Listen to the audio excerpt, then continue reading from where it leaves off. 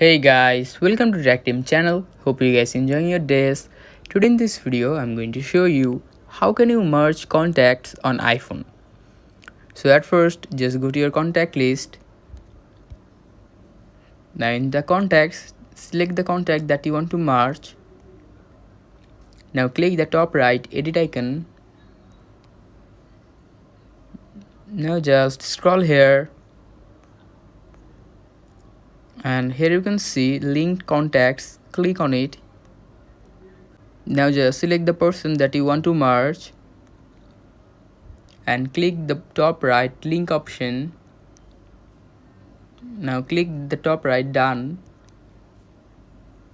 Now here you can see it has merged the contacts. So guys, that's how you can merge contacts on iPhone. Hope you find this video helpful.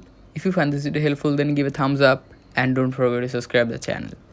Thank you very much for watching the video.